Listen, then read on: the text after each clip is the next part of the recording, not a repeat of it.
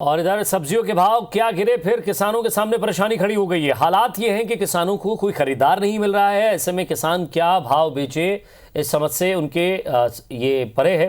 मध्य प्रदेश के बड़वारी में किसान पशुओं को सब्जी खिलाने पर मजबूर हैं। किसानों की माने तो अगर कोई किसान हिम्मत करके माल बाहर भेज भी देता है तो उल्टी जेब से पैसे खर्च करने पड़ रहे हैं। भाव को लेकर हुई इस हालत पर किसान संघ जिला अध्यक्ष लॉकडाउन में किसानों ने जिस तरह से सब्जियां उनको फेंकनी पड़ी है, उन्होंने कहा कि कईयों ने तो पशुओं को खिला दी, जिसके बाद लॉकडाउन के बाद जिनकी सब्जियां बच गई है उन्हें ज़बरदस्त भाव मिल रहा है।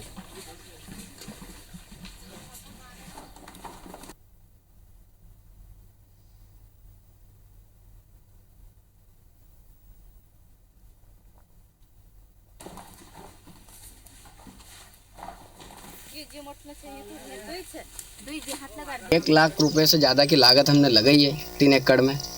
और आज गिलकी का भाव क्या कोई बता ही नहीं रहा कि कोई ले।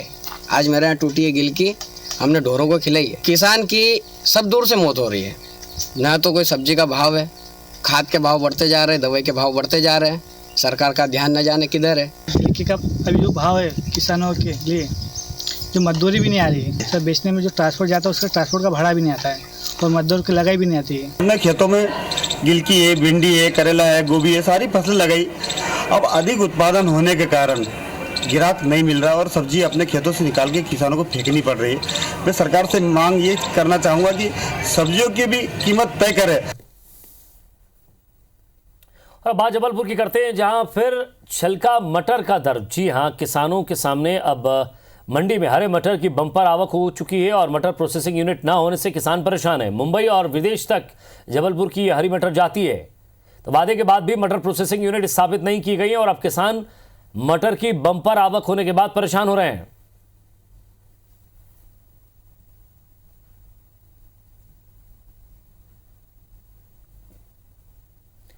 तो ऐसे में किसान लगातार परेशान हो रहे हैं। ओवैस अहमद और विजेंद्र हमारे दो संवाददाता हमारे साथ जुड़े हैं, उनसे हम बातचीत करने की कोशिश करेंगे। सबसे ओवैस, पहले आपसे पूछते हैं क्या हाल है उस इलाके का, और जब बम्पर आवक हो रही है तो किसानों को क्या भरोसा दिया जा रहा है, क्योंकि कोरोना काल के बाद अब जिनकी फसलें हुई हैं उन्हें तो लाभ मिलेगा।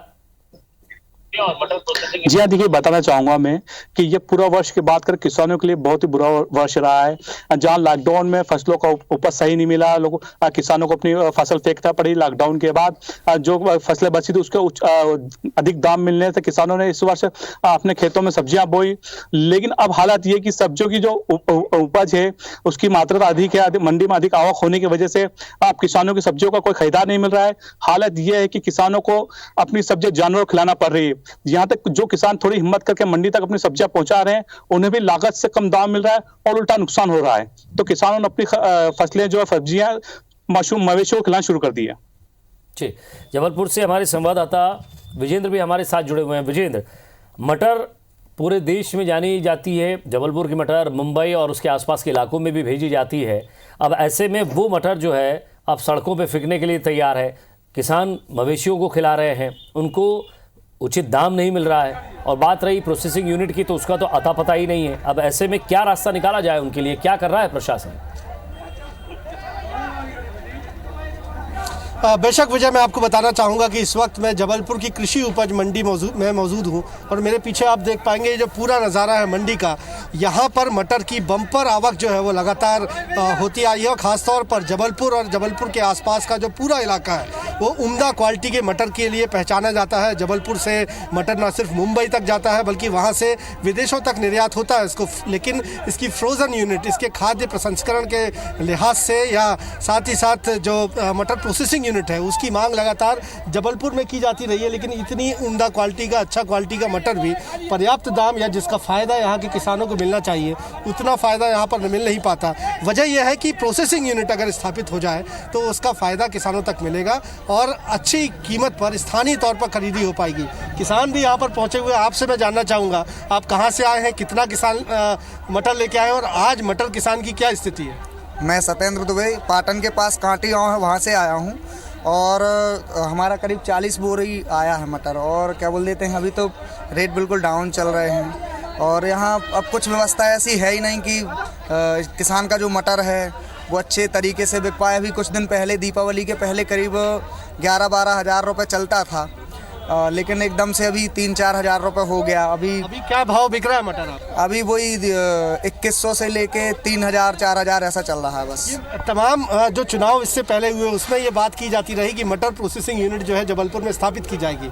आप लोग किस तरह से देख पा रहे हैं, क्योंकि आज तक हुआ नहीं हुआ? ये तो नहीं हुआ अभी, कोई ऐसी शासन भी कुछ ऐसा कुछ करता ही नहीं है। किसानों को इतनी तकलीफ हो रही है अभी कि मटर के सीजन में तो ऐसा कुछ होता ही नहीं है कि शासन कुछ उसमें मदद करे। अभी तक तो नहीं हुआ, आज तक तो इतने। वजह क्या है कि कई क्षेत्रों में अगर क्षेत्र विशेष की बात करें तो कई क्षेत्र ऐसे होते हैं जो अपने अलग तरह की किस्म की पैदावार के लिए जाने जाते हैं। मटर के उत्पादन के लिहाज से जबलपुर भी बेहद ऐसा अहम क्षेत्र है जहां का मटर न सिर्फ उम्दा क्वालिटी का होता है बल्कि ये यहाँ स्थानीय रोजगार की भी एक ज़रिया उसका हो सकता है, किसानों को संपन्न बनाने का ज़रिया हो सकता है। यही वजह है कि बार बार चुनावों में बात ज़रूर की जाती रहेगी, बड़े पैमाने पर खाद्य प्रसंस्करण इकाइयाँ यहाँ स्थापित की जाएंगी, लेकिन ज़मीनी तौर पर यह कुछ हुआ नहीं। प्रशासन की ओर से कोई न सरकार की ओर से कोई कदम उठाए गए। यही वजह है कि मटर किसान जो है बहुत संपन्न जबलपुर का हो नहीं पाया है। बावजूद इसके कि उसका उत्पादित किया गया मटर देश भर में पहुंचता है, अच्छी कीमत में पहुंचता है। आज अगर हम बात करते हैं तो जबलपुर मंडी में 25 से लेके 30 रुपये अधिकतम तक प्रति क्विंटल मटर यहाँ बिक रहा है। और यदि अगर आप फुटकर मंडियों में देखेंगे तो आपको पता चल जाएगा कि 70 से 80 तक बिकता है। तो ये जो फ़ायदा, इसका कुछ फ़ायदा उस उत्पादक किसान को मिलना चाहिए, वो नहीं मिल पाता। इस तरह की अगर यूनिट यहाँ स्थापित हो। ओवैस भी हमारे साथ बने हुए। विजेंद्र, मैं आपके पास फिर आऊँगा।